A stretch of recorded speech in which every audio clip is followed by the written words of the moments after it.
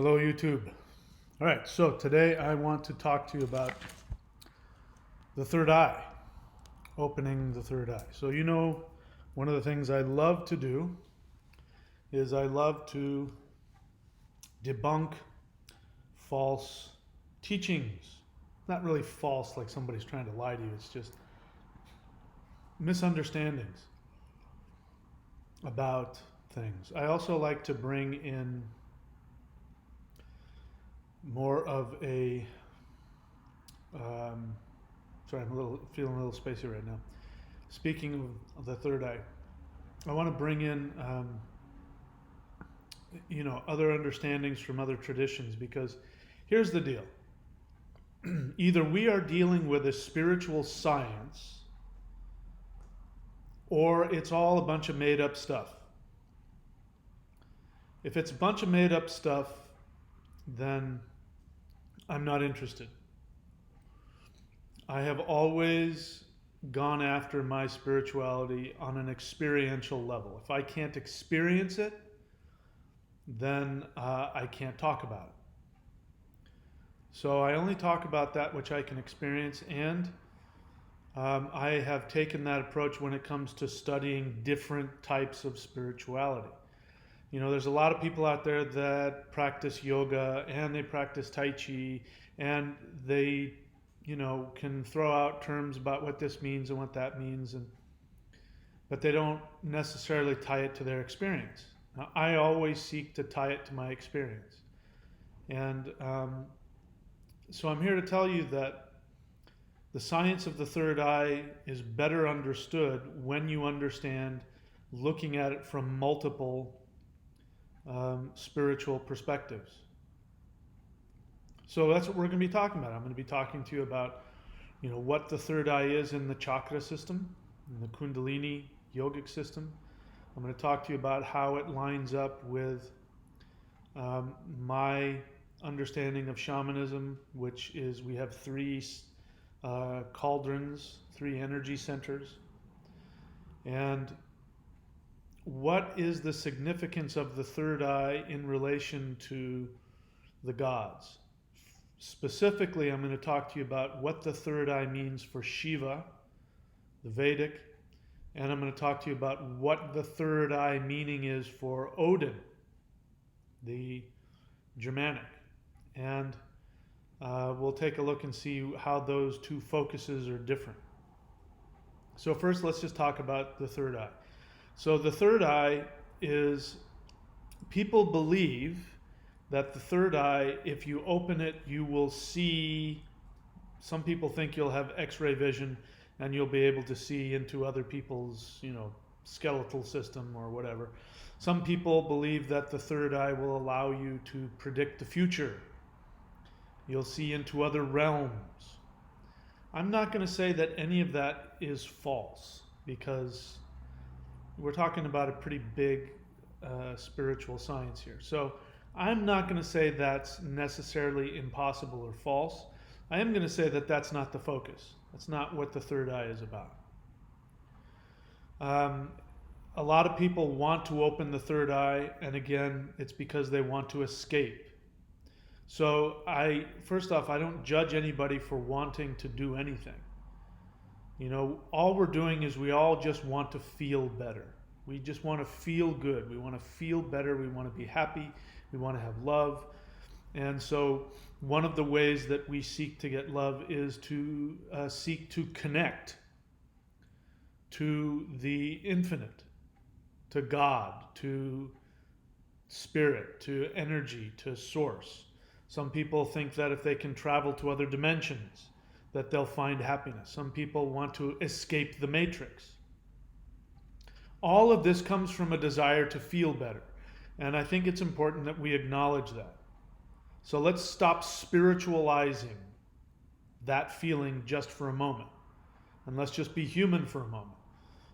One of the ways that people escape and avoid their uncomfortable humanity is by spiritualizing things. And we can spiritualize things, but we can't do that until we're fully human. When we're human, then we can tap into the the spiritualization of things. One thing, again, I want to make clear. I've said this before many times, and I'm going to keep saying it. The most powerful place that you can be spiritually is incarnated in a human body. Forgive me for repeating myself. Let's go back to assumptions. Again, if we start talking about the third eye, if you don't share the same assumption that I do, you won't get the meaning of the third eye, in my opinion.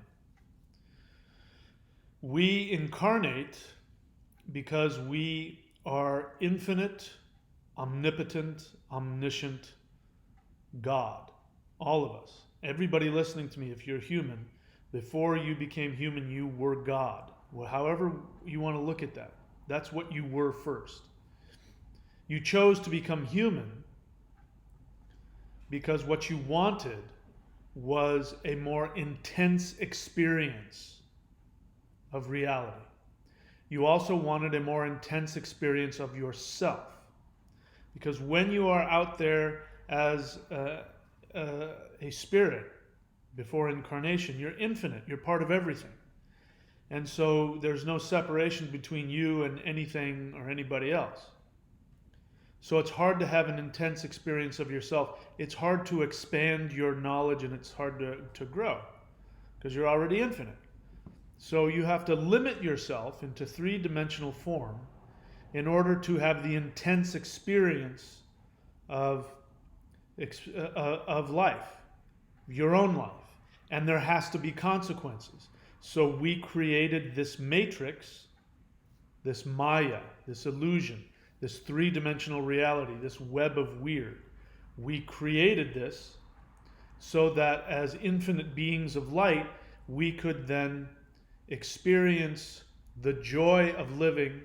And you won't have the joy of living if you don't have the opposite, which is the consequences of not being true to yourself. If there isn't the threat of death, then there's no impetus to truly enjoy life. Okay? So let's start from that assumption. You can throw it away if you want, but if you want to understand where I'm going with this, just follow me on this, and just for the time being, let's start from that assumption. Because if you start from the assumption that most people do, which is that you are this tiny being in this huge universe and you are forced to come here against your will, and you are having to pay for misdeeds and mistakes, and you're stuck in this wheel of reincarnation and you're trying to get out of it but you can't, and if only you could just escape, everything would be okay. That's coming from a different assumption. That's coming from the assumption that you're limited, that you're a victim of circumstance, and that everything can control you. Now, I know that that's your experience as a human, so I understand that, but I'm here trying to tell you that what if that weren't true? What if the experience of being limited, of being a victim, is actually the illusion? That's the illusion. And when you can allow yourself to see that that's the illusion, then you start to experience this three-dimensional reality in the way you're supposed to, which is like a video game. You know, when we play, we put on the 3D, I've never done it, but when you put on the 3D goggles and you experience, you're having this, and it makes it more intense because it's not real. You know that it's a simulation, and that's why walking around in it makes it, oh my God, I'm tucking, look at that, and the colors, and there's a bird, and it makes it more intense. But it's totally fake. That's what it's like for the soul to be here. It's like that. It's not the same. All right, so we're starting from that perspective. Now, what is the function of the third eye?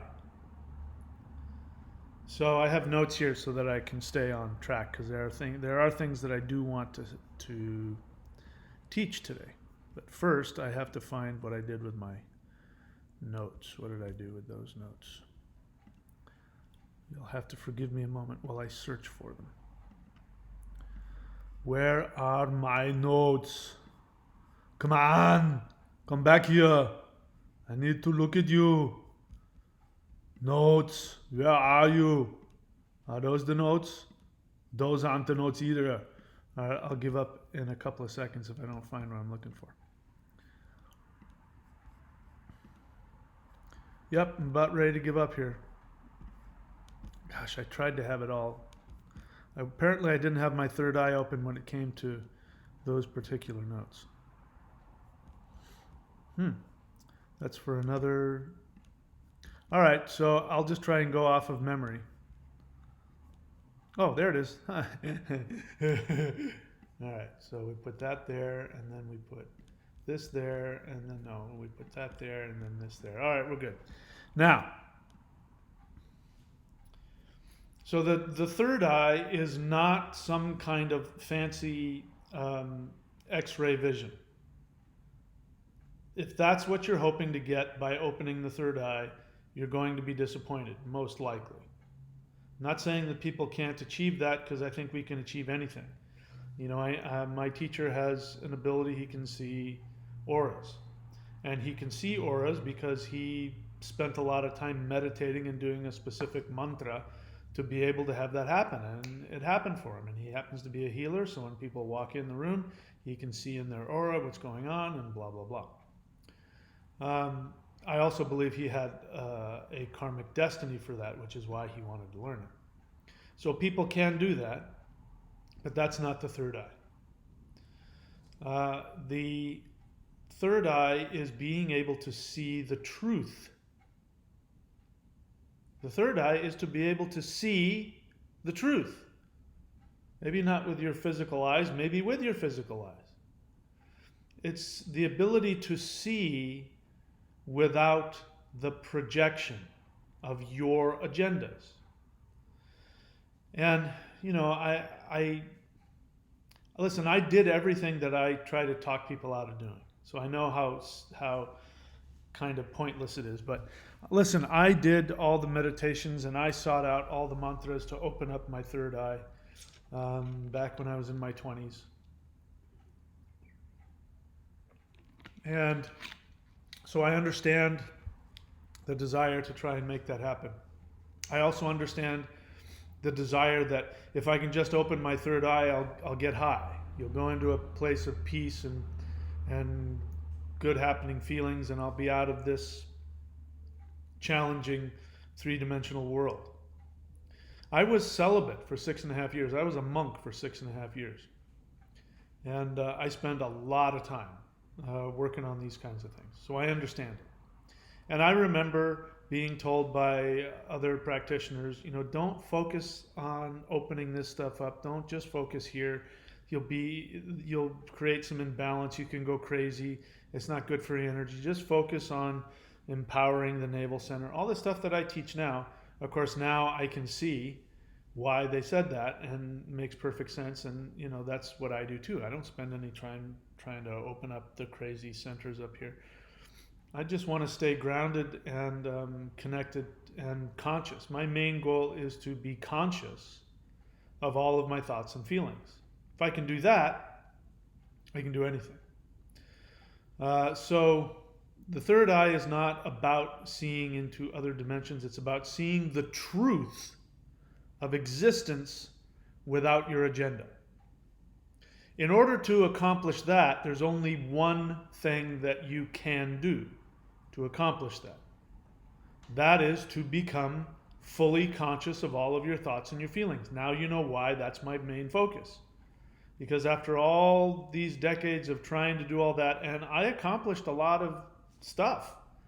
You know, there was times I had some pretty spooky powers. But it didn't give me peace of mind. It didn't give me complete awareness of my thoughts and feelings. Now I know if I can achieve full awareness of my thoughts and my feelings, everything else will light up like somebody plugged it in. All right, so let me give you some of my experience of the third eye. The third eye is directly connected, like there's a bundle of nerves and like wires that go from the third eye directly down into the root chakra. Have you ever noticed that when you go and sit on the can You bring a magazine with you. I guess nowadays people bring their phone. I bring my iPad with me. But you're always wanting to read something. You know, I used to love, you know, you go, it's not so much now, but you used to go into people's houses and there would be a rack of magazines because you want to read. That's why. Gaining knowledge. The root chakra has a direct connection to the third eye and vice versa. And so the way that it works is that when the third eye is open, then knowledge comes directly into the third eye, down into the navel center. And you're wondering, what is the point of that? Well, now to understand this, we have to understand another syncretic shamanic understanding. So we've got the 7 chakras, which are associated with the spinal column and the kundalini, which I've talked about a lot. And then you have the 3 cauldrons, which are the 3 centers where you gather and purify different life force energies. And then there are the 3 selves. There's the higher self, there's the middle self, which is your soul, and then there's the lower self, which is all of your unconscious and subconscious feelings, emotions, patterns, all the psychological, emotional stuff is down there. And when these 3 centers are working together, they work in this order. Knowledge comes to the upper center. The upper center sends it to the lower center. The lower center then interprets that in a human form, because the lower center is really where you're human. Human in the sense of your psychology, your thought patterns, your emotions. This is all your lower self. So the lower self takes this knowledge that's been directly given to the higher self, and it processes it and translates it into human experience and feelings. And then it's given to the middle self with the soul, because the soul is here to have a human experience. And so it's then that the soul interprets that from a human perspective. Now, if your lower self is filled with conflict, if you are unconscious of your thoughts and feelings, your agendas, if you don't know what your true agendas are, and you think you're being, listen, this is just part of being human. Part of being human is most people don't know why the hell they do what they do. Most of the time people think they're doing things for selfless reasons, and they're not. This is why there's such a disconnect between codependent people who are constantly giving to other people, and those people to whom they are constantly giving to keep saying, man, you are so selfish. What somebody threw around the word, cognitive dissonance. It's just a fancy way of saying confusion. Confusion. It's very confusing. Well, that's because you don't know that if you're a codependent, people pleaser, you don't know that what you're doing is you're trying to get their love, their attention, their energy. And you think by placating them, you can gain control over them, and then they'll love you. So what you don't realize, you think you're being selfless, you're actually being very selfish. And that's why people don't want you around and get away from me, and you're so clingy, and yeah, it's because they're saying, I know that you're not really doing it selflessly. So when you become fully aware of all of your agendas, then you can know ahead of time. And being aware, which is, we can use the word conscious, being aware of all of your thoughts and feelings and agendas allows you to take constructive action. Because if you know, oh my gosh, yeah, that 20-year-old girl walking up to me, she needs help, directions, and I'm already trying to figure out, how can I go on a date with her? My awareness of that says, oh man, you can't do that. She just needs direction. So that's okay that you want that. This is not the time for that. Just give her directions. That's conscious. Creepy is when the middle-aged guy with the gray hairs is talking to the 20-year-old and saying, yeah, I'll drive you there. Want to get in my car? I got candy. No, I just want to help. He's not aware. He may think he's being kind, but he's not aware that his agenda is something else. So it's important to have all of your negative thoughts and feelings, because if you have them and you're aware of them, then you can take conscious action in spite of them. And you can be okay with whatever thoughts or feelings are going through you at any given time. So if somebody is conscious, then when this information comes from the gods, from the ancestors, from the elves, from spirit, whatever word you want to use, comes into the upper center, the third eye, it goes directly down into the lower self. And the lower self, if you're conscious, then you won't be operating from an agenda, and the lower self can then interpret that in a human way, and it gives it to the soul, and the soul goes, wow, I just had this really great epiphany. This is what we call having a gut feeling. This is what we call having intuition. This is how intuition works. Now, there are people who have opened their third eye and they are not conscious. There's no shortage of psychics out there who have psychic abilities. If you pay them, this is why it's important to pay people. If you pay them, they will then, their agendas will get quelled, because then they'll be more interested in the money than whatever their personal agendas are. And then they will be able to tell you something about yourself or see things into you and all that. And yet you find a lot of these people are really unhealthy. You know, they're physically not healthy. They smoke, they drink, their lives are crap, they're miserable. You know, but yet they still have this psychic ability. Well, that's because their third eye is open and the information is going down there. And as long as you placate them with whatever, gets rid of their agendas, then they can give you the truth. But those same people, if you, and I've run into them, if they aren't aware and they have an agenda on you, then you're going to get all kinds of weird information. And they're going to try to use that information to manipulate you and to control you. This is why witches are so scary, right? Because there's a reality to that. There are people who have all kinds of crazy powers, but they're not conscious. And so you got to be careful. You never know if they're going to use that, to gain power over you, to manipulate you, even if they just want to have a relationship with you, something like that. All right, so that's why the third eye has a direct connection to the lower self. That's why opening the third eye doesn't necessarily mean that you're spiritual. It just means that you've opened a gateway here. Now, even that in and of itself doesn't mean that the third eye is truly open. Because the third eye is, as I've said, the ability to see the truth through the illusion. So being able to see the truth through the illusion of the matrix. And that starts with knowing yourself. Again, if you don't have any agendas, which is, by the way, impossible, as long as you got a meat bag that you're walking around in, you've got agendas. But if you have minimal agendas and you truly are a spiritual person, then your third eye will give you the knowledge of what's going on behind the scenes of anything. Knowing the truth of reality, being able to see into the truth.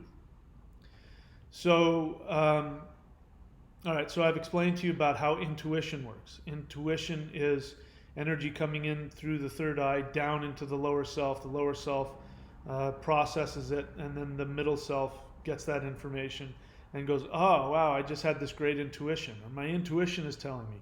My gut is telling me. There's a reason why we use that word. My gut is telling me. It's the reason why we use that. So let's now talk about beings whose third eye is open. So if you've ever seen, and I'm sure you have, any pictures of Hindu deities, very oftentimes you'll see that their third eye is open. And that tells you that they, of course, they're deities, they're not people, so ideally they don't have agendas, they're just certain vibrations of the infinite, certain on the wavelength, if you look at light, because they're called devas, they're beings of light.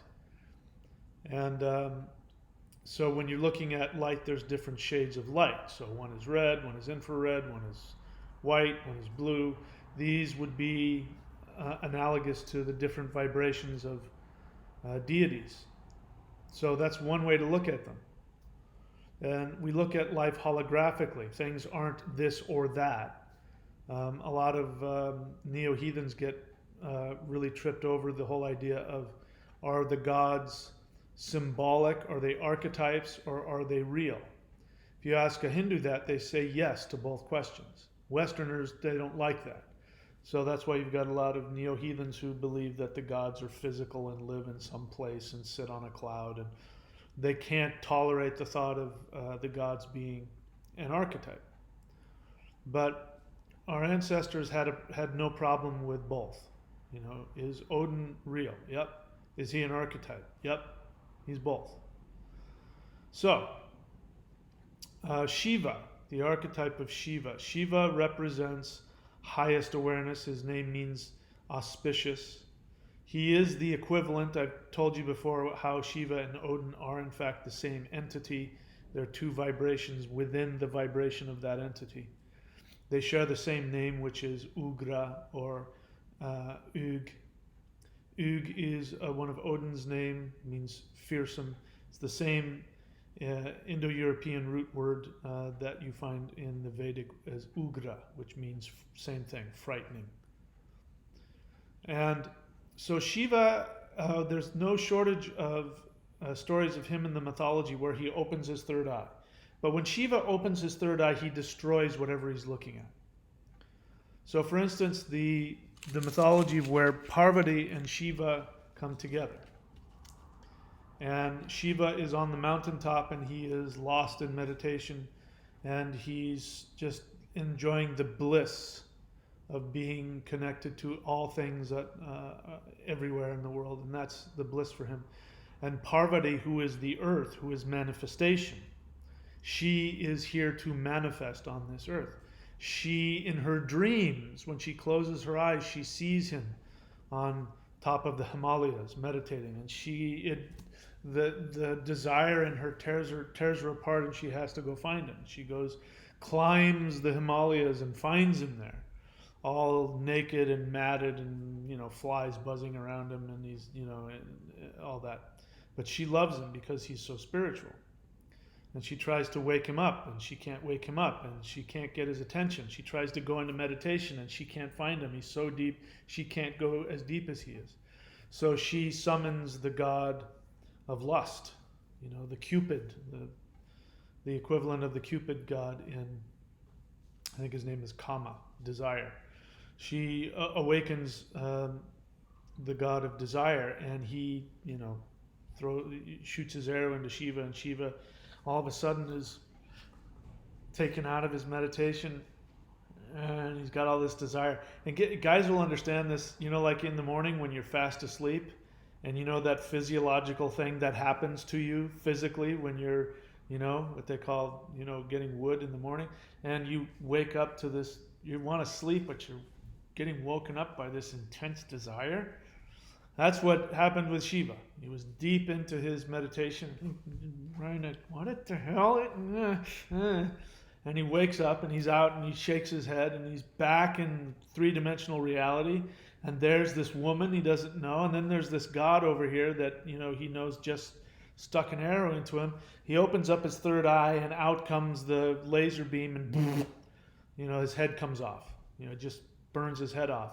And then he goes back into meditation. And as he's going back into meditation, he's trying to go back to sleep. He's going back into meditation. Parvati says, no, please, please, Lord Shiva, please, I beg of you, please bring him back to life. It's my fault. I brought him here. I'm in love with you. I've been trying to reach you and I can't. I'm the bad one. Please punish me, not him. And her compassion, her selflessness as the mother of creation, her selflessness for this being that she probably created. It may have been her desire that came out. There's a whole other lesson right in there. And because of that, he falls in love with her.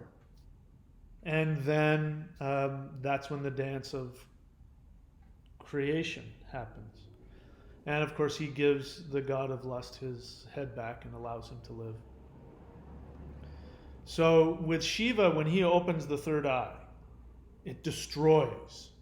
That's what we see. What we see is Shiva's third eye destroys whatever he's looking at. Same thing happened with Ganesha. The reason why Ganesha has an elephant head and a boy's body is because of that. There's a whole story.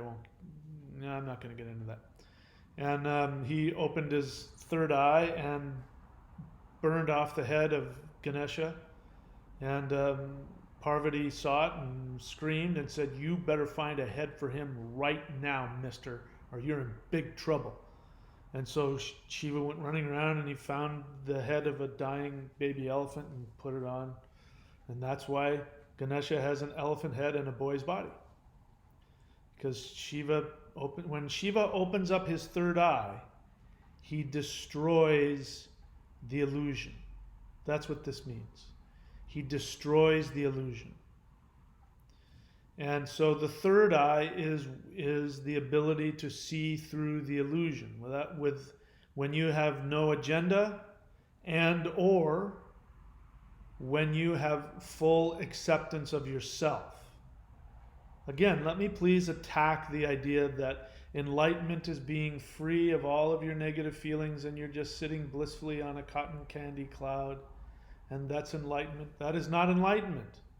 There's no shortage of people out there who are like that, and they're very destructive and they're very narcissistic. But because they feel good all the time, they think they're enlightened. And you know what I'm talking about. They're horrible to be around. And they cause all kind of damage and destruction. There's been no shortage of people in my life who've had a smile on their faces. They're tearing my guts out. That's not enlightenment. Enlightenment is knowing, wow, I want to do this, I'm feeling this, but the constructive thing right now is to do this, so I'm going to do that. That's enlightenment. And when that happens, then you can see through at the very least, through the illusion of yourself. You can see through the false within yourself. All right, I'm going to talk about Odin and then I'll answer questions. So Odin has one eye. So Shiva has 3 eyes. Odin has 1 eye. Now, there is a reason for that, and I believe that is because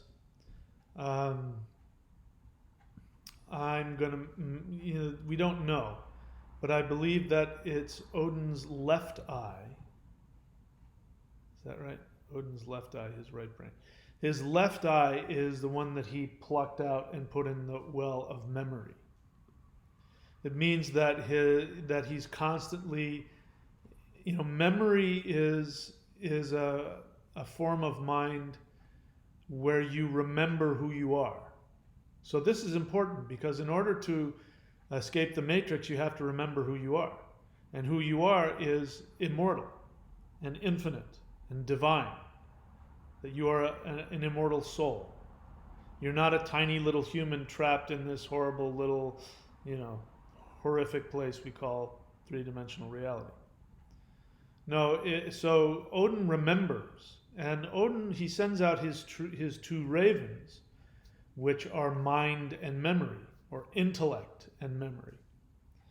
And he says he loves them both, but of the 2, he worries about memory more than the other one, which means it's more important to remember who you are than to have the intellect to be able to try and think you know what's what.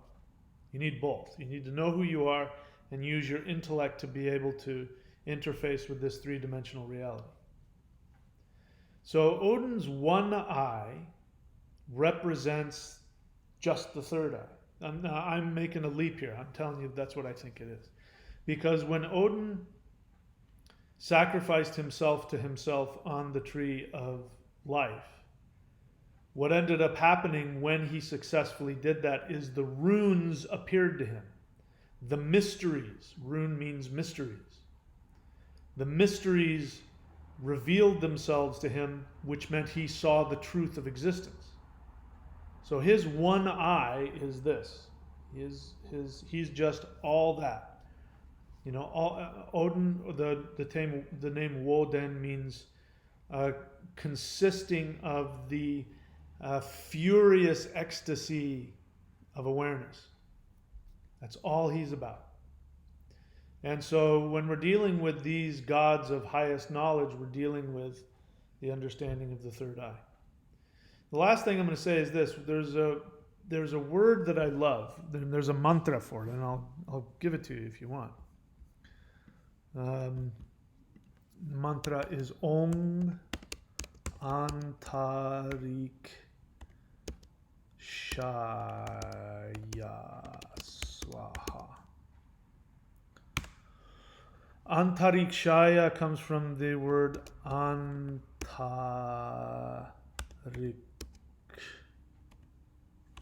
Antariksha. Comes from two words, I believe. Antar. It's just like what it sounds like, internal. And Aksha. No, Aksha, which means I. Antariksha is the internal I. If you ask what is the definition of Antariksha, you will often get the answer, the ether element, or the sky, the middle space, or space. And if you chant that mantra, it will put you into a very spacey, you'll go right into the ether element. But it means internal I. It means to see internally within yourself, meaning to see your true internal essence, which is, of course, the soul. It's also associated with the sun, this mantra. It's also associated with Ganesha. It's associated with a lot of deities. But it means because deity has the connection to the internal understanding of the self.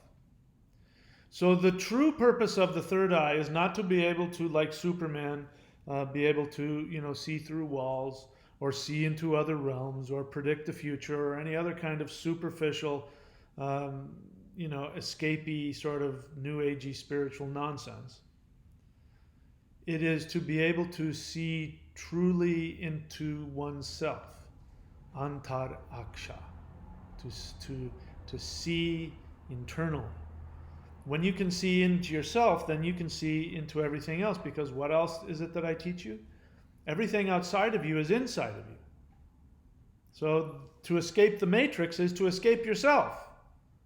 Everything is you. Everything is inside of you. When you look out into the sky and you see the stars, you're seeing yourself. Everything is you. So those are some of my thoughts about that. I will take some questions. Interesting that people are up this time of day, wherever you are. Thundra Staves Rangel, question, how do you determine what is actual intuition versus your projections? The only way to know is through testing, trial and error. As I say, whenever I have a shamanic experience, I take it and I go, that's interesting. And then I look at my life and I see, is there evidence in physical reality? The Hool breath. This is another very powerful, if you do this and only this for the rest of your life, you can go and search for it on YouTube, Hool breath. That was something that came to me in meditation, and I had asked specifically for whomever. I said, I need a power syllable. I need a mantra. I need a meditation. I'm really, because I was working with different energies, and I had headaches, and I really needed to balance my energies out. And the Hool breath meditation and the visualization and everything came to me like that. But it was so subtle that I could have easily have just said, oh, that's my head. That's my brain. But I was desperate enough that I listened and I tried it and it worked and I kept on working with it. And then I went and did some research on what that is. And I found out that Hool is one of the ancient names for the mother goddess of Europe, Hulda. And so there was no way I could have known that, because I was also asking the question, where is this knowledge coming from? Because I was just starting to receive all kinds of knowledge intuitively in my meditations that weren't lining up with other traditions. They were close, but they weren't exactly the same. And that was one of the things that led me to understand I was being taught by my ancestral teachers. So I took that knowledge, I took that experience and I applied it in my real world. And I did research in the real world. And if it lines up in the real world, then you know it's real. If it doesn't line up in the real world, it's not real.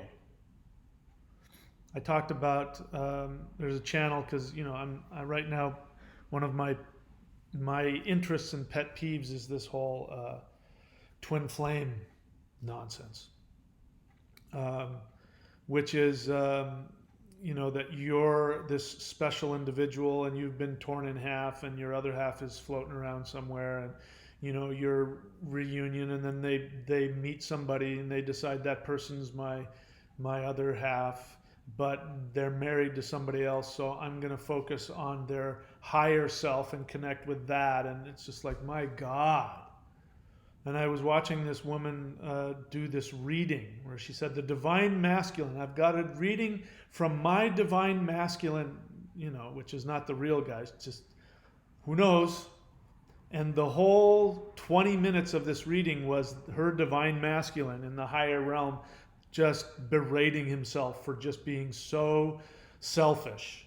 I'll just boil it down. He's just so selfish and unconscious, and we're going to wake up and we're so sorry for everything we've done for you. I mean, but the actual guy himself is still married and has kids with somebody else. In the real world, that's just not lining up with whatever she says she's having this experience, whatever her intuition is telling her. So it's obviously not real intuition. That's clearly, purely projection, her own projection of her own desires, and her own unresolved issues. She's projecting it as, and then she's just taking her feelings and then putting a voice to it and saying yes, and it's coming from herself. So if we took that same process and said, okay, here's this whole speech from that guy who's married to another woman, but his higher self is up there saying you all these things, but in reality, can you go and find that? No. That guy doesn't want you. The reality, the here and now reality, is that guy is married to somebody else and has kids with somebody else. That's obviously not, a confirmation. Confirmation of intuition will always be fleshed out in the three-dimensional, always. And so that's where we take our projections and we take our agendas and we put them aside and we go, does that line up? No? Okay, then that's just my projection. I'm having an interesting one. I had some interesting signs lately. I've been going through a period where the planet Rahu, as you've heard me talk about, it has huge influence on my life right now. And what has happened for the past year, almost year, is that the relationships, especially romantic relationships, have been very superficial, and people have been using me. Like I've been getting duped and seduced and lied to, and then when they're done chewing me up, they spit me out. It's been happening just, I haven't talked about all of them, but it's just been happening right and left.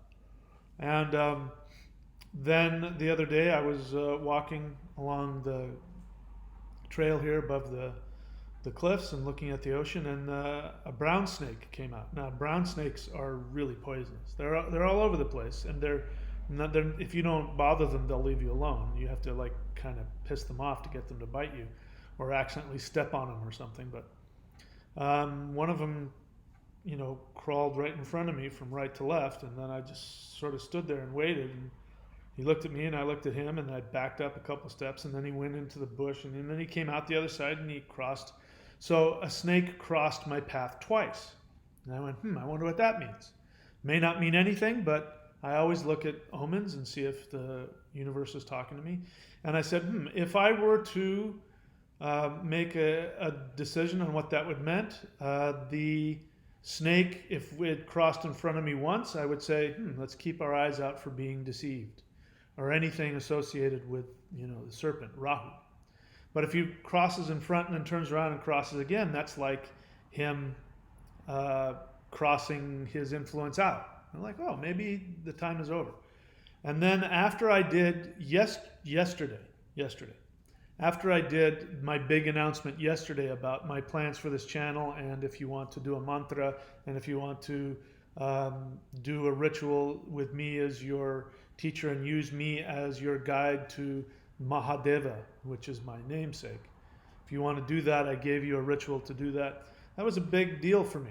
That was a spiritual action on my part to throw my career up, a bunch of different levels. As soon as I was done, maybe not right afterwards, but sometimes right afterwards, I saw on the driveway, I got this driveway, then the street comes up, and then there's a driveway that comes up to my house. And there's this python, and he's in the middle of the driveway. He looks like he's in the middle of the driveway, and it looks like he's making his way up the driveway. And I'm like, oh, no, we're not going to have that guy come climbing in my house somewhere. So I went and grabbed a broom, and I went out there not knowing what was going to happen, and I go down there, and he's not moving, and I kind of smash on the ground and nothing, and I get closer, and I see he's got ants all over him, and he's dead. And so I ended up,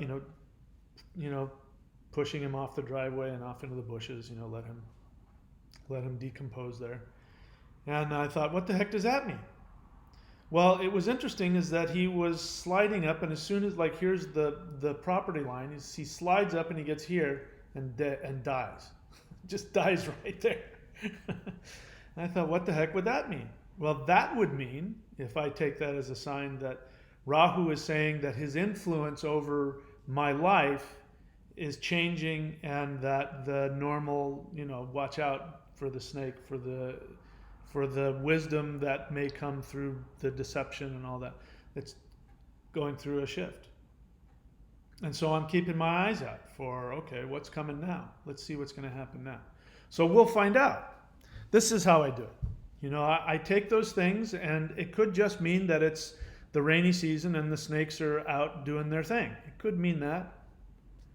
And it could, it's, where I'm at, for that snake to get all the way across the road and then climb up my driveway and die, right? I mean, that's too coincidental. It's hard for me not to think that there's something there. What it means, we'll find out. So that's what I do when I use it to answer your question. Thundra Staves Rangel question: if I were to research about a deity and I feel a strong connection to them, how do I know what are my projections and what is really me as a human? Well, I mean, why do you need to figure it out? That's the whole idea of working with the deity. You ask the deity. If you feel a strong connection to the deity, that's the deity trying to tell you something. Come on, I want to talk to you. And the whole reason for working with the deity is just that, to look at your projections and to become more conscious in that area. So I wouldn't judge it. I would just do it. What have you got to lose? Riho Rostock question: how would you go about hacking the dream world? Well, the way that I hack the dream world, first is, you can learn how to do lucid dreaming. That's a whole system in and of itself, and I've done that before. You can do lucid dreaming if you want. What I do is, when I'm waking up in the morning, and I'm going through that period of waking up and falling back asleep, that there's like a good half an hour, 45 minutes, where that's happening.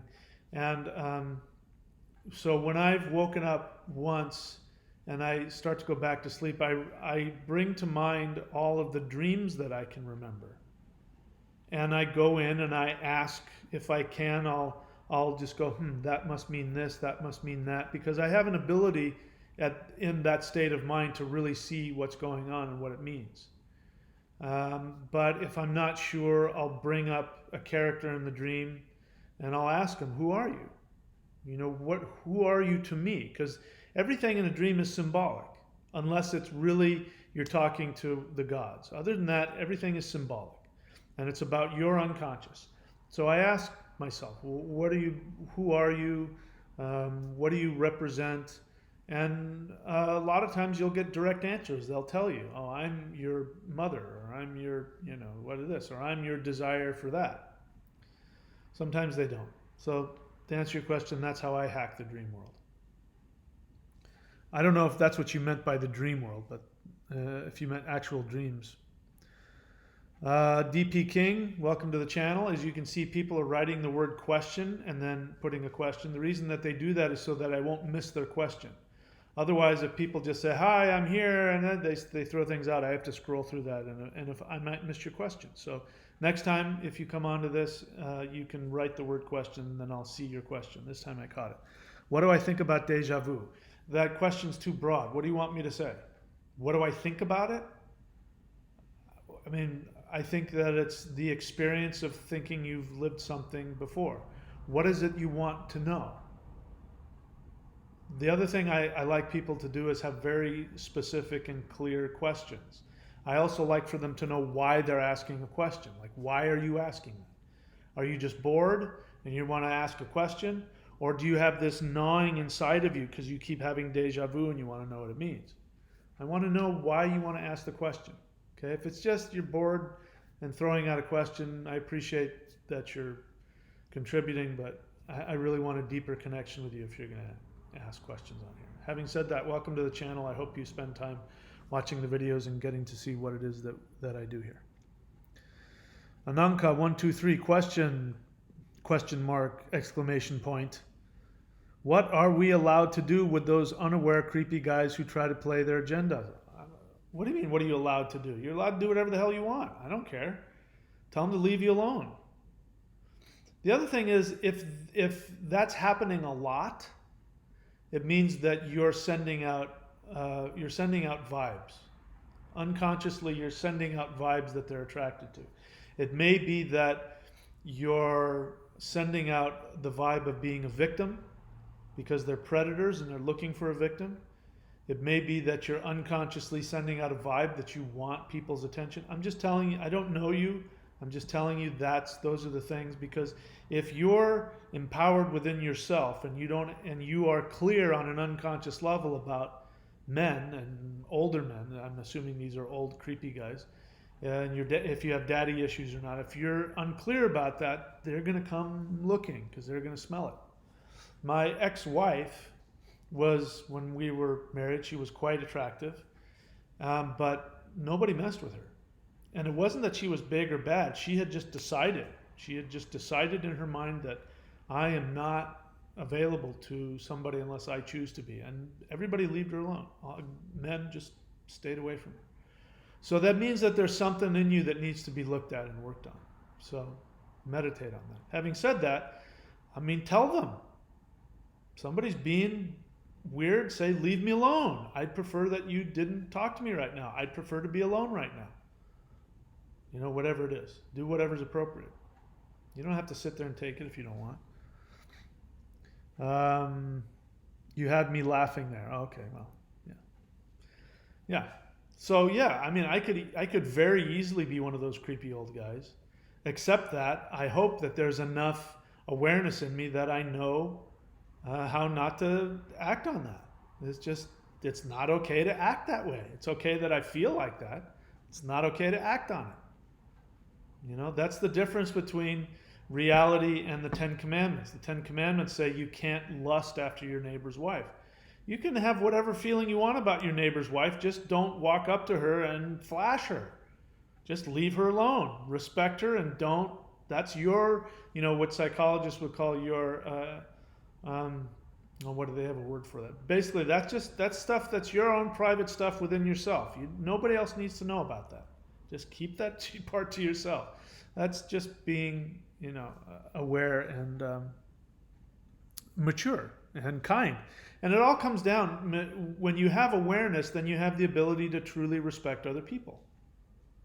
That's what it comes down to. That's why people, will like you. It won't be, there are times when I'm feeling really, really screwed up and I'm out, with people in public situations and people say, gosh, you feel so calm. I just like being around you. Well, I'm not feeling very calm. but it's because I'm aware. And because I'm aware, I'm not stuffing it down or trying to run away from it. I'm just letting myself have it. And I know, even though what I want to do is go over and tell that guy off about what I don't like about his shirt and how stupid his pants are, or whatever it is, I don't do that. I keep it to myself and I say, hey, how you doing? And I shake his hand and I say, hey, you want some potato salad? You know, it's just, that's all it is. Awareness, consciousness is just maturity. That's all it is. Rio Rasta question, do the 9 worlds have difference in the energetic level they operated on? I don't understand the question. Are the southern directions on a lower level and the northern ones at a higher level? Physically, yes. I wish I had the ability. Somebody tried to make a 3-dimensional drawing of it, but yes, there. If we look at it flat like this, but if you were to look at it this way, the north is the second lowest. The south. Let me see. Is this north? Let me look at this for a second. That's northeast. So this is. Okay. So this would be south, from my perspective anyway, this would be southwest. Southwest is the lowest. Asgard is the highest. The north is the second lowest. The northwest is the second highest. The east and the west are flat. Like if there's a middle part, the east and west is that. The southeast is the third lowest, and the south, I believe, is the third highest. So if you were to look at that and make like it goes from here, it goes down and then way up and then flat and then down a little bit and then up and then way down and then flat and then up again and then down. So there's this, as you go through, you're actually going up and down. So the energies are that way. That's when I made the thunder wheel, I didn't know how to represent that like in model form. And that's why you can split it up into 2. You've got this cross here, this is flat and this is up and this is down.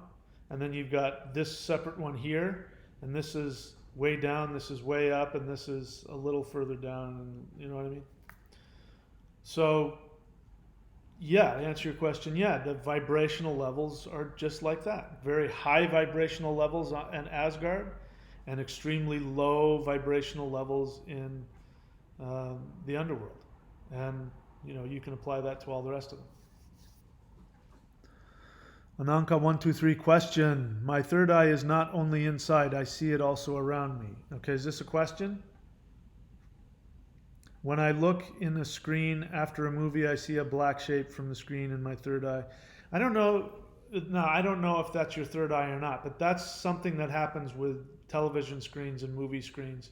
That's just an after thing that your eye does. Because what happens is the light sort of burns the back of your retina. And so that's why, when you're like, if you look directly into a light and then turn the light off, you'll still see it. I don't know that that's your third eye, if that's what you're talking about. But that's not what the third eye does. Even if you're right and you're seeing something, that's not the third eye. That's something else. The third eye doesn't do that. That's very think about that. How does that benefit you? It doesn't. You can't take that ability and use that to make your life better. It may be cool, even if what you're saying is true. It's cool. Ooh, I can see into the big deal. So what? Does it make your life better? That's the other thing. Nothing is spiritual unless you can apply it in your everyday life, and it'll make you healthier, happier, more prosperous, and more mature. If it's just something cool and fun, then it's just that.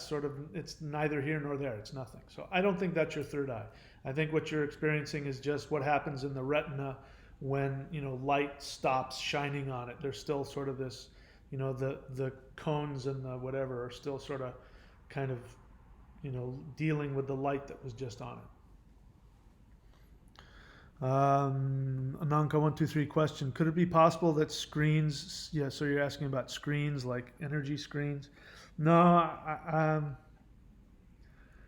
that screen sucks energy from our inner sun because almost nobody gets pissed when they get disturbed playing. No, I don't think that's the case. I don't think that's what's happening there. But I appreciate the question. A lot of strange questions here today. Um, Question, Ananka again. From the inside eye, you can see all's connected with. Okay, again, that's not a question that I have any knowledge about, so I can't answer that.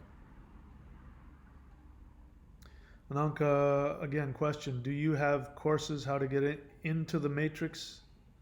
Well, I have courses about the matrix. I mean, you can go on to courses.thunderwizard.com and you'll see, if you're not familiar with it. Ananka, you've been on my channel for a while, so have you clicked on that? Have you clicked on the link for courses.thunderwizard.com? Where is that link?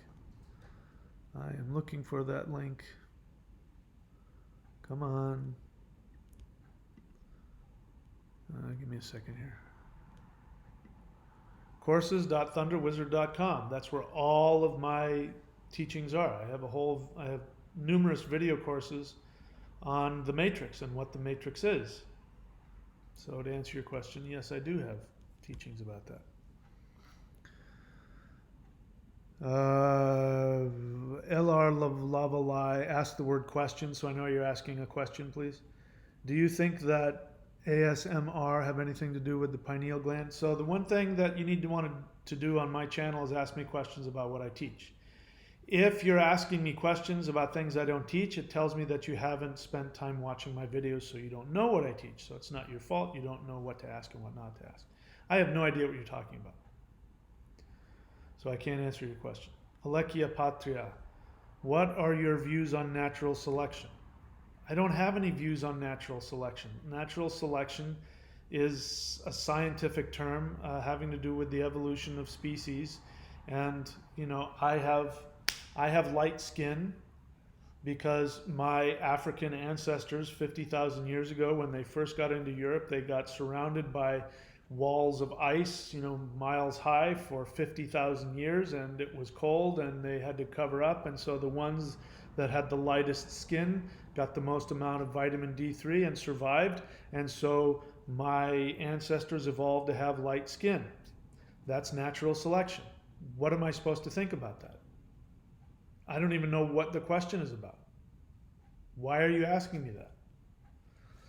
I don't understand. Do you believe low quality people who refuse to take self responsibly, socially communist either again? I don't know what you're talking about. You obviously have some issues about whatever it is you see them as lower people. And I got to be honest with you, it just sounds like you've got a lot of unresolved issues and anger. And, we've talked about this before. I think you have a victim mentality. I don't think about people in the way that you're thinking about people. So I don't, listen, when people are harmful to us, we find ways to protect ourselves. And one of the ways that we protect ourselves is we classify them. So you've now classified these people, socialist, communists, as lower people, low quality people. So instead of looking at that, I would look at the pain. You've obviously been harmed and you've got resentment and anger and hurt. And I would deal with that. I would go get a counselor. I would go get a psychologist, and I would try and work through your pain. That'll also answer the other things that I get so upset with you about when you want to, evolve into a better body or something like that. All of this is wrapped up in your own personal pain about your personal experience in life. Don't project it onto all this other stuff. You're not conscious about the pain that you've experienced. That's just what I see in your question. Continuing, equal rights, equal responsibility. Think more about naturally getting wiped out. Yeah, so you didn't say anything different there. Riho Rasta question: is there any qigong, other practices that is especially good for enhancing dreams? Celestial Qigong. I mean, if you want the honest truth, the Celestial Qigong, the spirittao.com, that, in my experience, is the best for working on dreams. Where is the Tao link? Tao link, where are you? Anyway, you can go up to courses.thunderwizard.com and click on Celestial Qigong if you're interested in knowing what it is I'm talking about. Let's see what else. Okay, that's not a question.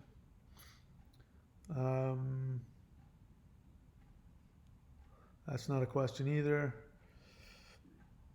I'm looking for the questions, you guys. I know you've got things you want to say, but it really makes it easier if I just have the questions. Thunderous Dave's Rangel question: are we really just deities who have incarnated on the earth plane and trying to find our soul family here on the earth plane? Now that's something you added something that I didn't say.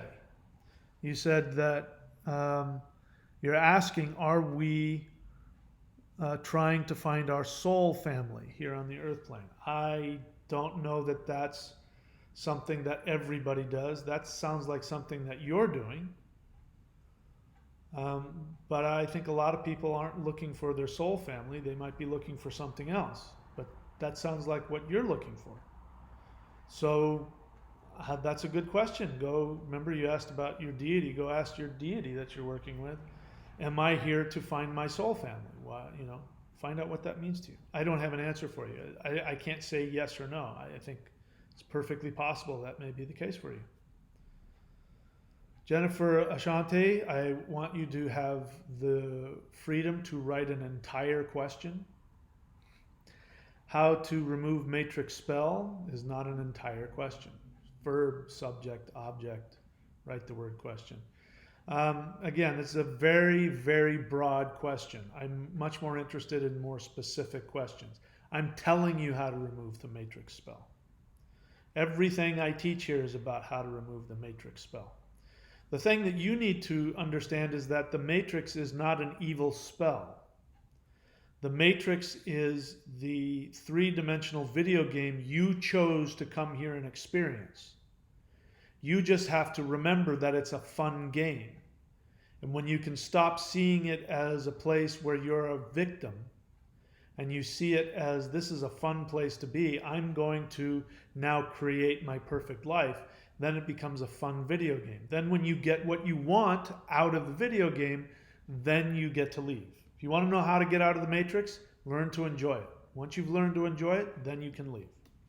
Until then, as the amount of energy that you put into trying to escape will root you further and further into the illusion.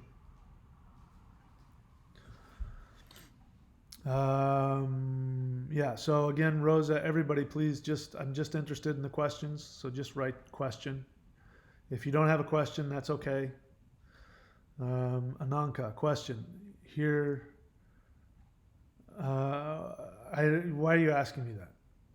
Look, let me just do this. What you're wanting to know is, these double numbers, does it mean something? No.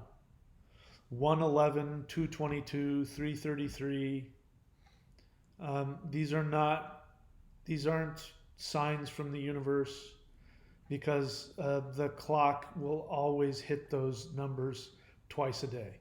So, people, I keep seeing the numbers 111 everywhere. That must mean something. No, it just means that you're thinking about the numbers 111 and you're wanting a sign, and twice a day you see it, at least, in multiple places. The fact is, when you're not looking for those numbers, you see them all the time, you just don't pay attention to them. There's nothing in that. I mean, unless you want there to be. I'm just telling you my experience of it. It doesn't necessarily mean anything. It's like flipping a coin. Coin, no matter how many times you flip a coin, if you look at it, and you compile it, it's going to be 50% heads, 50% tails. It's just the way things are. Question, may you put a link to the Celestial Qigong? I already told you where the link is. Go up to courses.thunderwizard.com. Where it is? courses.thunderwizard.com and look for Celestial Qigong. There, answered your question. I'm not going to berate you for it. Rosa, question. Do you know anything about Rh negative blood type? No. Ask me about things I teach. I don't teach anything about Rh. I don't teach anything about that. Look, wherever it is you think you're going with that blood type, it doesn't mean anything. It's New Age nonsense. There's nothing in your blood type that's going to, just forget about it. It's a dead end. Whatever it is you're trying to accomplish with it, I'm just telling you it's a waste of time.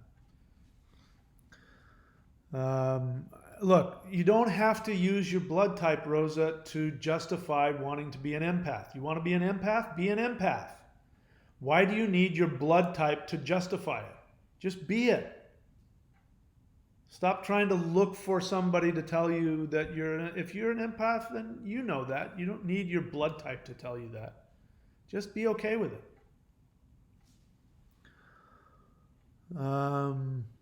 Rosa G, let me rephrase.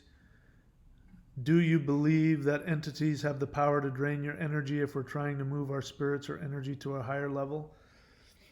You need to be asking me a more specific question. You're asking me to co-sign an experience that obviously you're having. So the real question is, why do I feel like entities are draining my energy when I'm trying to move to a higher level? That's the real question you want to ask. Thunderstaves Rangel, question. Are our experience here just our projections, or is there an ultimate truth? So, we live in a hologram. In a hologram, there is not just this or that, it's this and that. So the answer to both of your questions is yes. Meditate on that. Rosa G, please read the rest of the question. Why?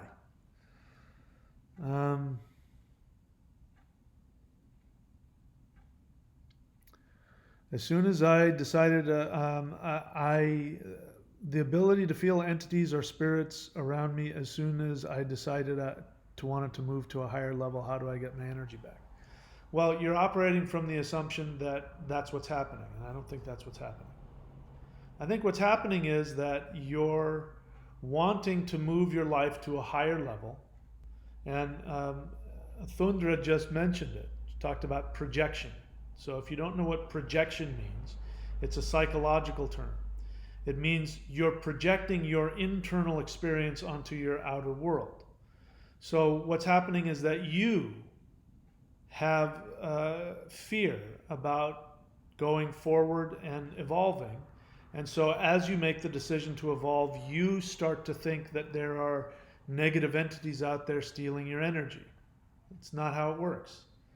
You have this belief that something, God or somebody, is going to punish you if you do something.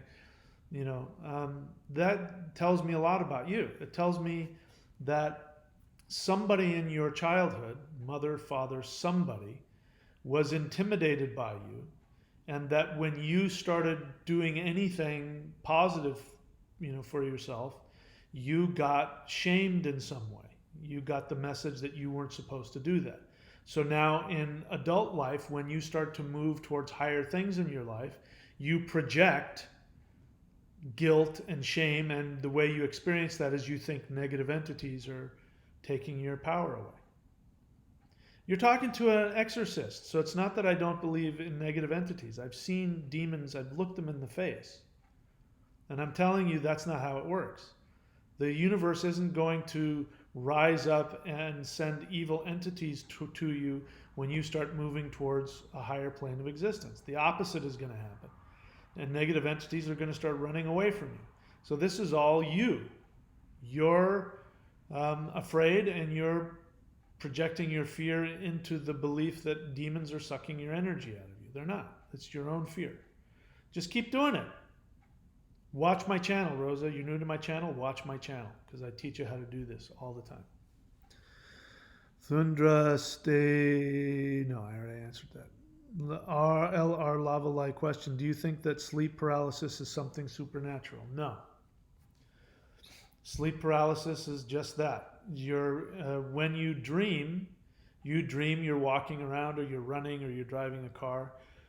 In order to keep you from getting up out of bed and sleepwalking off of a cliff, our brains have evolved to have this thing called sleep paralysis, which your conscious experience in the dream gets disconnected from the nerves and the muscles. And so what happens is when people have bad dreams, because when you have good dreams, you never hear about anybody having sleep paralysis because they woke up in the middle of a good dream. Wow, I was having this great dream and I woke up and I couldn't move, but it was okay. I felt so, nobody would think about it. You had a bad dream, and I do it. When I have bad dreams, I try to wake myself up. And I end up, with sleep paralysis. It happens to me every now and then. Used to happen a lot, but every now and then I'll have it. And that's all that it is.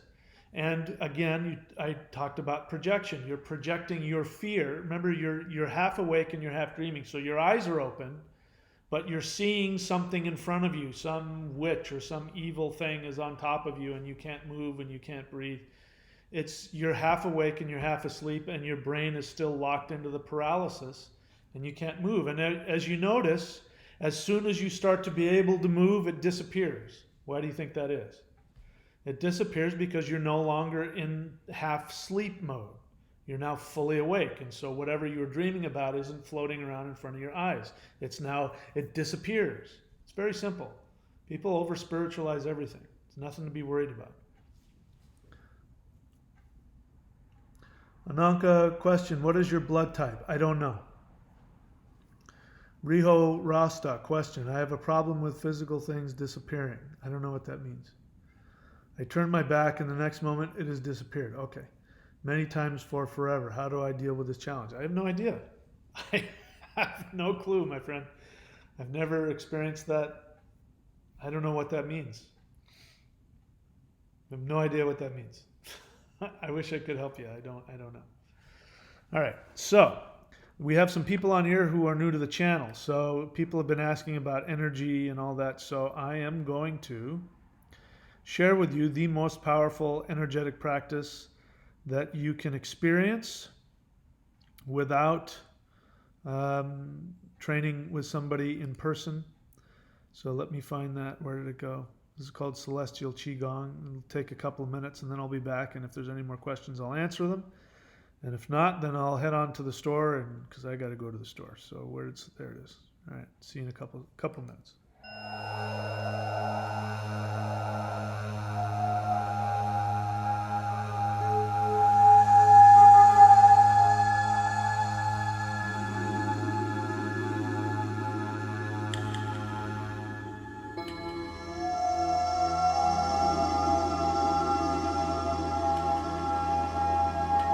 Hi, I'm Michael Denny of SpiritTao.com, and this is Celestial Neigong Part 1. Celestial Neigong means that this is power that is descending from heaven.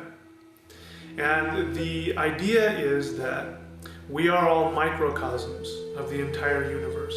You are the entire universe, and everything around you is simply the projection. You are looking within yourself. So when you look up into the stars at night, you're actually looking deep within your own body.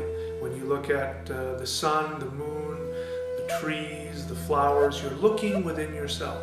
This is Neigong. And so what we're doing is we're simply releasing that infinity from within us. You are tapping into and releasing the power that is within our own body, our own cells, our own organs. So one of the reasons that I'm making this DVD is in the hope that the essence and the spirit of the teaching of the Shang-Qing arts can be taught to the world at large, and it is my hope that the core essence of what the Shang-Qing tradition is will continue to live and grow and evolve. As we move on into the Aquarian age, everything is changing. I don't need to tell you that.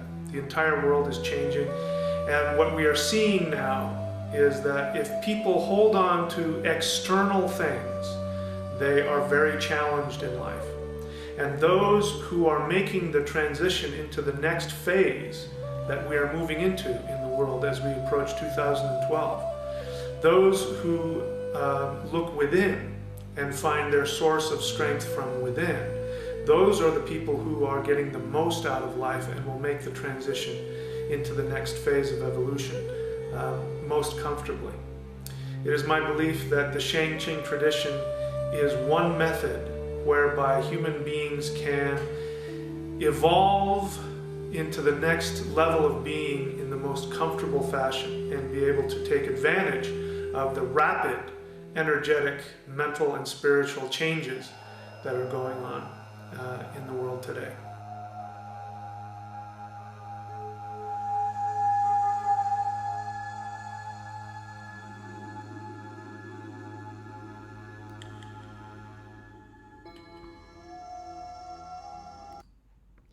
Alrighty, so coming in 2009, so be ready for that. Let's see, where was I? I need to put the links up here, otherwise it'll drive me crazy. Where are they? Well, we can put, we'll put that up there for now. Alright, so I think I saw some questions.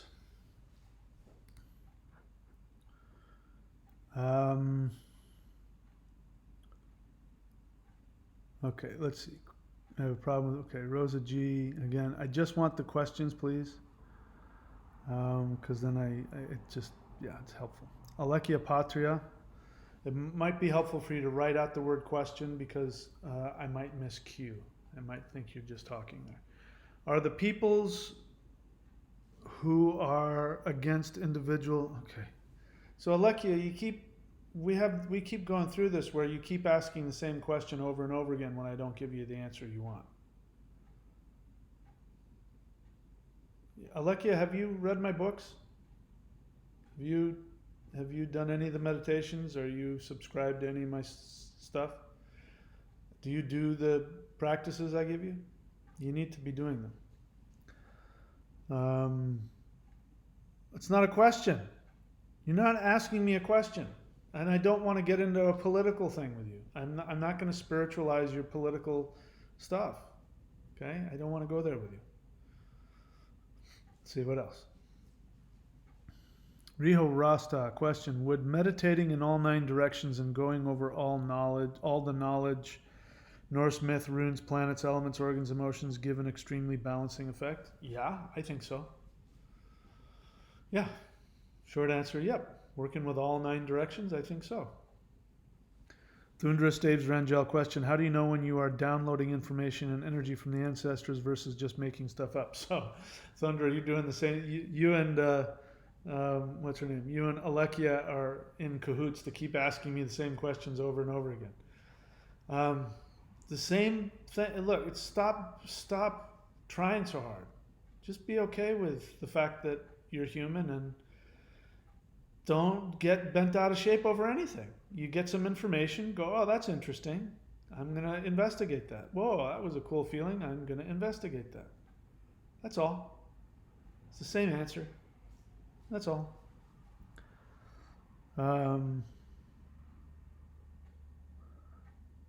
Alekia, okay. Yeah, I don't see any more. Alekia, please just reserve it to the questions. I get that you've got an agenda about this, and I don't care. Rosa G, question. How do we open our chakras, or is there certain meditation? So, Rosa, welcome to the channel. Here's what I'd like for you to do. On my channel, if you go to my channel page, and the way to do that is if you're on YouTube and you type in YouTube Thunder Wizard, up will come, among other things, you'll see my picture and my channel page. I want you to go to my channel page and then figure out on whatever device you're on, whether it's a phone or a laptop or an iPad, figure out how to search within somebody's channel. Once you figure out how to do that, I want you to type in, let's see, what was it? Chakras, sorry. Type in chakras. Type in Kundalini, and then you'll learn hours and hours of me explaining what the chakras are, what Kundalini is, and what it means to open them. Okay? Because the question you're asking is a huge question, and I would go on and on and on, and we just don't have time. So I can't do it for you today. Bottom line is this. The way to open the chakras is to become aware and to become mature. That's it. If you work to become a mature, healthy, loving, kind person, the chakras will open all by themselves. Rosa G, what's one of your favorite videos you've made me that... What? What's one of your favorite videos you've made me that you think are good for everyone to see? I don't know what you're talking about. I don't remember ever making you a video. Rosa's video, I don't remember. Maybe I'm misunderstanding your question. All right, so, yep, we've run out of questions and I'm running out of energy. So I'm going to call it an evening, but before I do, what I'd like for you to do is to go to immortality.thunderwizard.com. The reason why I have this link up here is because this package is going to be going away very soon. This package is the ability to, well, why don't I just tell you? Yeah, I've got a vid here, so why don't I just tell you? Is that it? Nope. Is this it? Yep, that's it. Okay, so what I want to talk to you about right now is a very special package that I put together, which I think is long overdue. I've been getting a lot of questions about reincarnation, and I've been getting a lot of questions about immortality and health and youth, and what are some of the ways that you can, stay young, stay healthy, stay strong.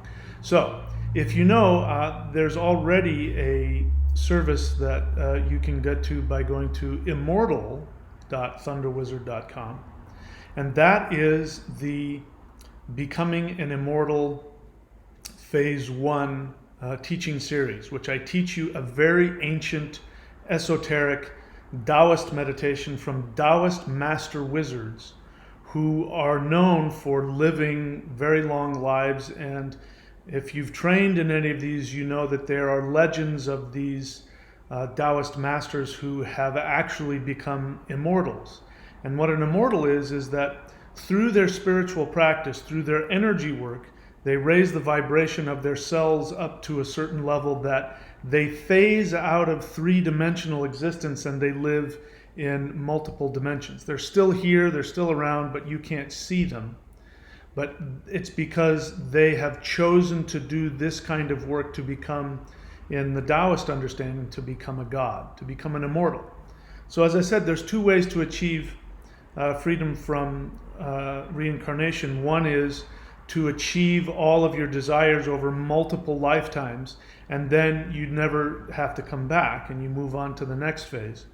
The other is to raise the vibrational level of the energy in your organs and in your cells so that you phase out of existence and become what is known as an immortal.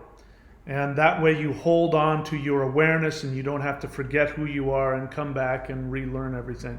So that was the Taoist mindset. The Taoist mindset is, let's do this right once so that we don't have to keep coming back and remembering who we are.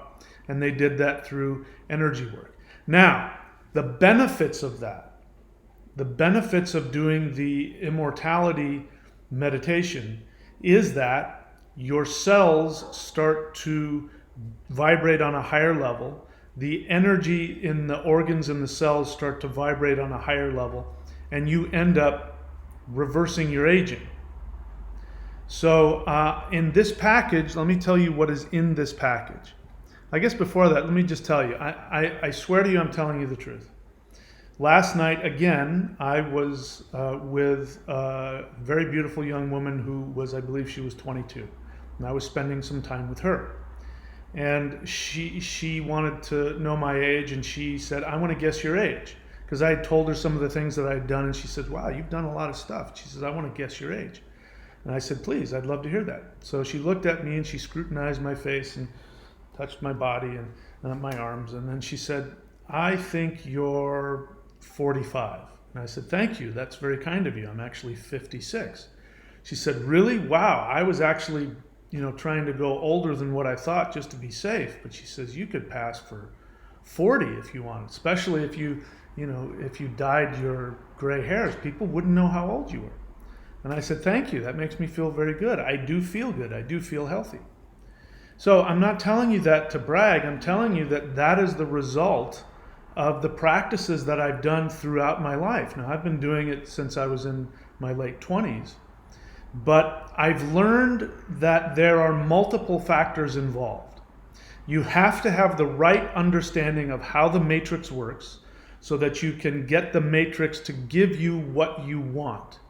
You have to understand how the matrix works. You also understand emotionally and psychologically how to interact with life. A lot of people are under stress. They take themselves too seriously.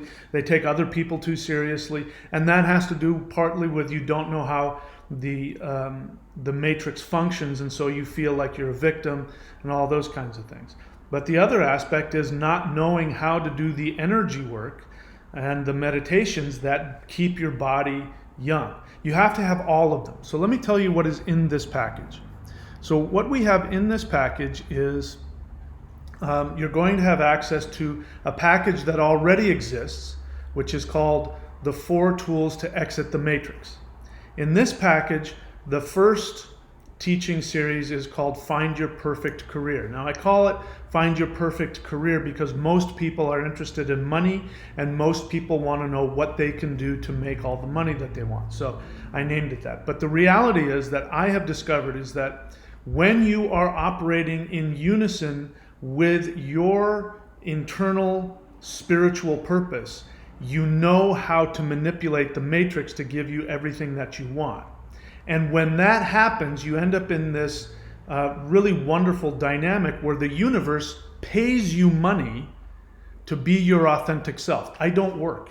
I don't have a job. Right now I'm in Australia. I'm living in a 3-bedroom house that I'm renting, and I'm right across the beach from beautiful tropical beaches and beautiful women walking up and down in bikinis, and I surf all day.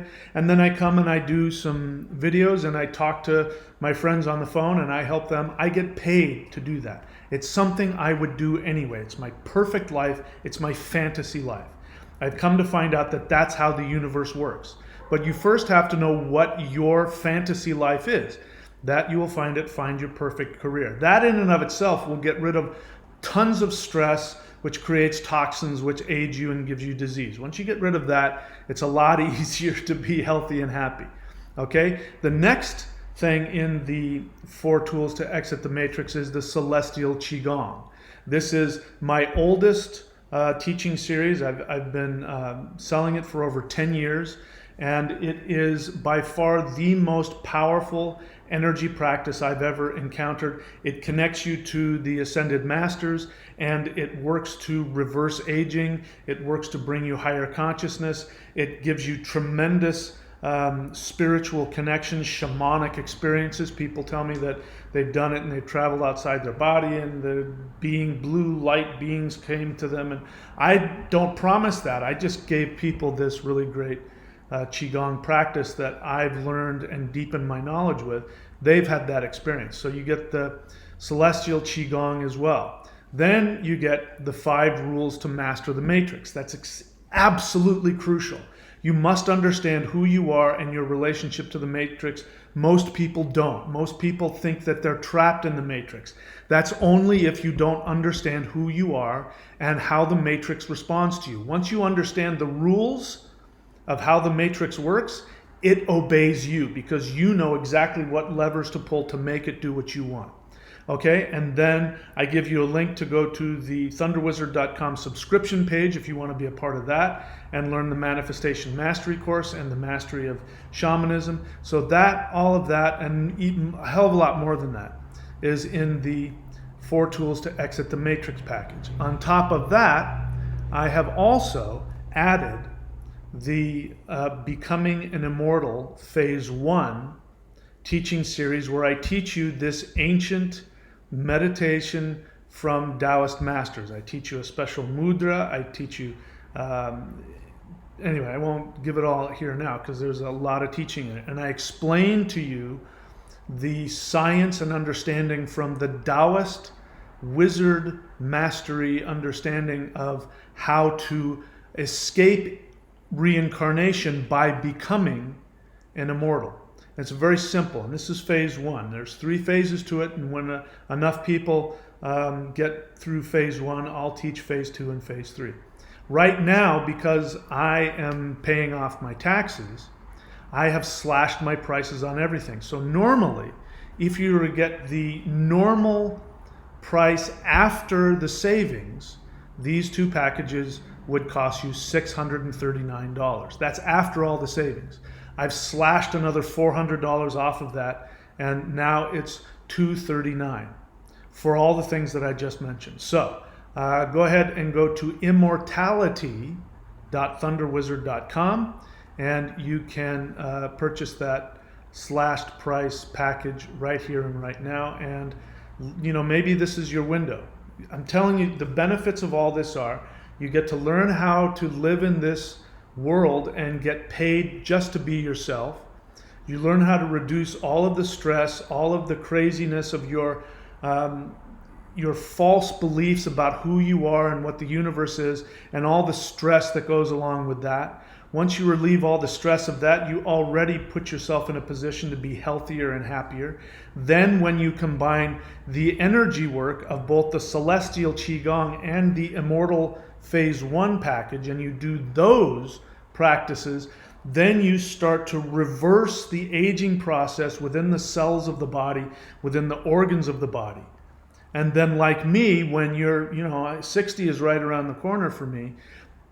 Women, if you're a guy, women half your age will comment about how young you look. And at the same time, they'll say, but you're so mature and so wise. It's the best of both worlds. I'm telling you, man, this is the best of both worlds for me now. And I'm only telling you this because people are bringing it to my attention. And since people are asking me about reincarnation and how to avoid the pain of reincarnation, you have to understand that there's more to it than that. I'm going to talk about that in some other videos, but for this right now, I just want to introduce you to this new package, the Immortality package, immortality.thunderwizard.com. Save $400 off the already slashed prices, and for $239 you get, what would probably be over $1,000 worth of teachings in one little package. Okay, so this is for a limited time only. Take advantage of it now, because once I've paid my taxes off, I'm going to go everything back to their normal prices. All right? Thanks, my friends. I will see you very soon.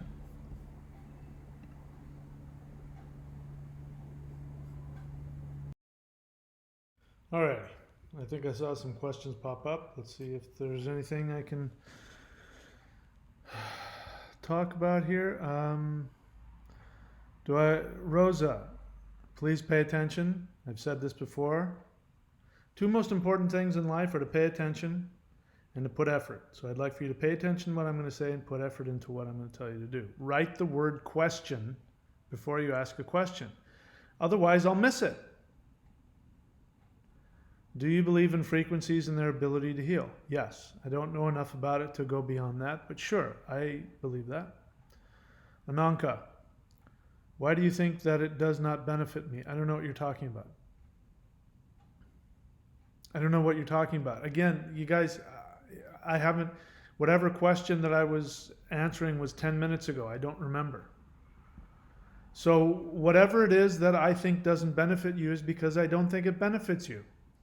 I think if you're talking about numbers and whatever else it is, I think that you say, I use it all my life. Great.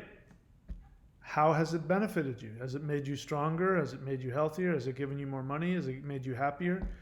Listen, everybody loves to have the feeling that the universe loves us. And so people, it's 11:11. And I was just thinking about this and 11:11 came up. It happens twice a day. So if that's what you're talking about, I don't think it serves you. Maybe it does benefit you. I mean, look, I'm just a person. You don't like what I have to say, you don't have to accept it. I think that it's just a way of spiritualizing things and trying to, deal with wanting the universe to feel like it loves you. I think that's all that it is. I don't think it's any big deal. Like I said, a snake crawling up my driveway and dying, a python dying right as it passes, my property line. That doesn't happen every day. So I'm going to look at that. It may not mean anything. But the clock going 11:11 or 22:11 or 11:22, it happens twice a day, every day. It's just not a big deal. That's why. Alekia Rosa, question, hopefully not a stupid question, but are there people or places in the universe where we can learn these practices? Are you talking about my practices? No. The ones that I put together are the ones that I put together. So Rosa, the other thing, again, I want you to put some effort into researching my channel and researching what it is I'm talking about. Because most of this stuff is stuff that I've put together. And there's plenty of people that teach Qigong. You know, if you want to go learn Qigong from somebody, you can. But the stuff that I put together is unique to me. Otherwise, I wouldn't be just putting out something that a bunch of other people do. Do I mentor?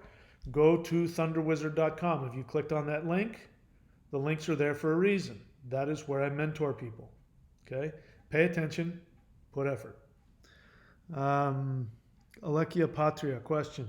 So, Alekia Patria, before we go any further, the questions that I want to hear are honest questions about the things that I'm teaching. That's what I really want to talk about.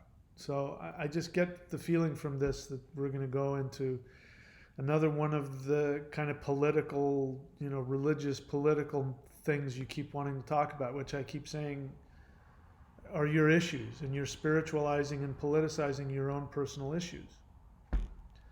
Do you see a future free from religion? I don't care. I don't have religion. So what do I care? What do you care what other people do? If you don't want religion, then don't practice it. Where a majority of peoples will be atheists, spiritual or not, will the religions be wiped out by natural selection? I just don't, you keep introducing all of these things that I just don't teach. And I'm just starting to get the feeling you're not paying attention. Like you got nothing better to do and you're going to come on my channel and just spout what's going on in your brain, and you ask everybody when you go onto their channel the same questions you're asking me. I'd love to help you. Put some time and effort into learning my practices, reading my books, and learning what I teach, and I'd be happy to help you. You're welcome on my channel. It's just questions are all the same. They're all rotating around the same stuff, your unresolved issues. I guess that's what all questions are, so there's nothing wrong with that. Alekia Patria, okay, I wish you guys aren't listening to me. Please stop talking to each other, because then I got to scroll through it. I want to get to the people who actually have a question. Riho Rasta, question, if I commit to the immortality practice phase 1, can you promise there will be phases 2 through 4 coming? First off, I don't function very well with that kind of, I don't do well. People put a gun to my head, I tend to rebel against it. I will, if I choose to, create phases 2 through 4 if I believe that there is enough demand and that people will follow through. It's a lot of work for me to put that together.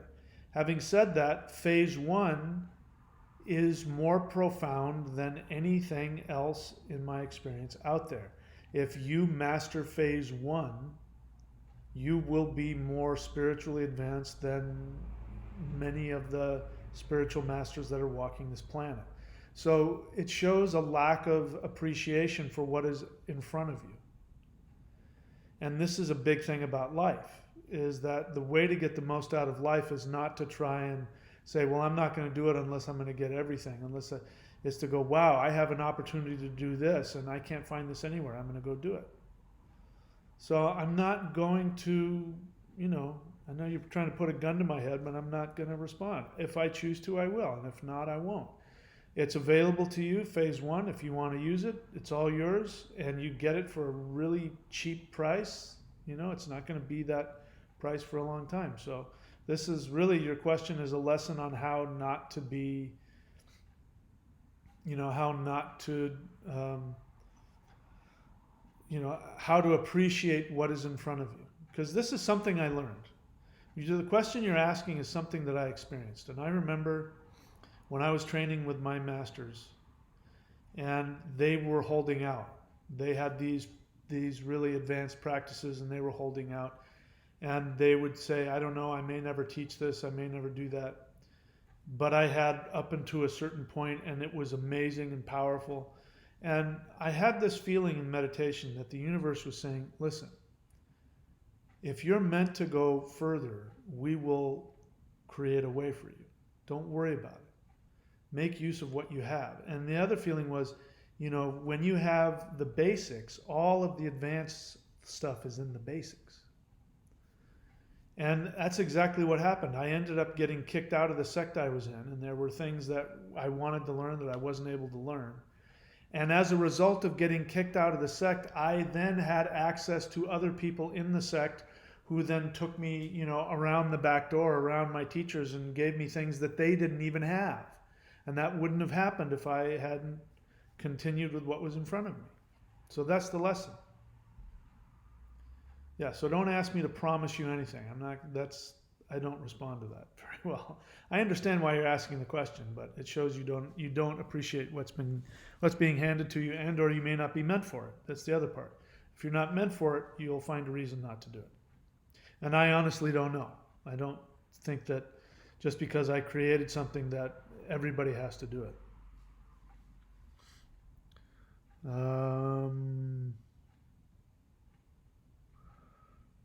Okay, so you were talking about the third eye. So why is the third eye? Did I say that? I don't think I said that. Why do you think that it does not benefit me? I don't think I said that the third eye doesn't benefit you. I don't think I ever said that. If you watched me from the beginning, I explained what the third eye does. What you're talking about is something else. You were talking about when you're watching television or you're watching a film on the screen and the screen goes blank, that you see the after image, and that's just either the burnt image on the screen, which happens, or on your eyeball. And I said that doesn't mean anything. That's all I said. I didn't say anything that the third eye doesn't. I said that what you're talking about isn't the third eye. That's all I said.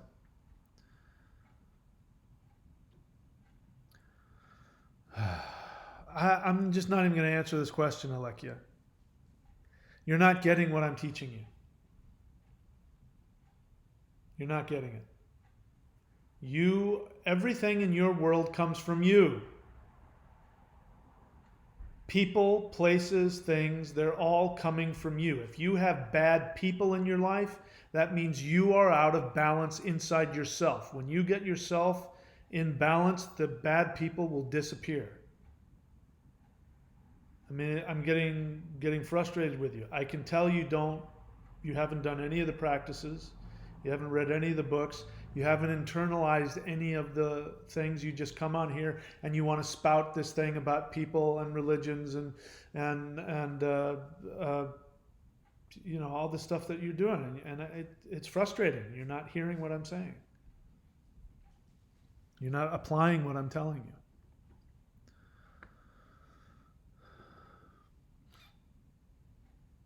Okay, so that's not a question either. Question: should I only question your teachings, or can we discuss as teacher and student? So you don't know what a teacher-student relationship is. Teacher-student relationship isn't that the student can just, badger the teacher. That's not a student-teacher relationship. You want to find out what a student-teacher relationship is, go to India or go to China and walk in and find the guys, that aren't in the big city but are in the, the middle of the forest somewhere, and go in and start trying to, they'll say, listen, I don't have time. Go, there's the door. They'll say, I want to learn from you. You say, okay, go stand in the corner on your head. The moment you ask the question why, they say, there's the door. You don't understand what this is. You don't know how to listen to what I'm saying. Whatever it is you're doing with me, it's not teacher-student. To be honest, you're not respecting what I'm telling you. I'm not angry with you. I'm just telling you. It's very disrespectful. It's very childish. So you're not listening to what I'm saying. And I'm starting to lose interest in answering your questions. I want to be excited to answer the questions. And the way to excite me is to ask questions about things I teach and show me that you listen to what I say And then I'll know, based on your question, whether or not you're really listening to what I say and paying attention. And then I'll be excited to answer your questions. That's not a question. I'm done, Rosa. I'm done with you. I'm done with this. Both you guys. Alekia and Rosa, I'm done with both you guys tonight. So, that's it. No more real questions. You guys aren't asking me questions about anything, so I'm going to go. So you're from India. You should know better, Alekia. You should know better. You wouldn't go and talk that way to a guru. I mean, I don't even demand that you sit and bow at my feet and throw flowers at me. Come on. Treat me with at least the respect that I deserve. I don't deserve that, but at least give me the respect of listening to what I say and not being a pain in the rear end just because you don't like what I'm saying. It's not how things work. Joe01, question, how to almost leave no mark at a situation, conversation? I don't understand your question. I don't understand your question. So if I don't understand your question, I can't answer it. All right, that's it for me. I got to go to the store before it closes, and I'm getting cranky, so time for me to go. All right, guys, that's it. Again, thunderwizard.com. Do I have the links up there? Go to thunderwizard.com, and you can subscribe there. And subscribe at the lowest level, and I'll teach you advanced shamanism in ways that you can't imagine. My books, let me find it here. Go to courses.thunderwizard.com. Where is my links? Links 3. Go to, dang it. Yeah. Thunderwizard.com. If you want to support the channel, go there and subscribe at whatever level you want. Even the bottom level subscription, you're going to get hundreds and hundreds of hours about shamanism, ritual, mantra, meditation, all that. Courses.thunderwizard.com if you want to see all my books, all my videos, all my DVDs, all my services, all that stuff, all the questions of where can I get this and where can I get that, go to this link and you'll see everything that's available. All these links are there for you. All right, that's it for me. I will see you again. Mother Nature says she missed it. Not a problem. Just give it a couple of seconds and it'll archive and you can watch it from the beginning. Thanks for showing up, everybody. I will see you guys real soon.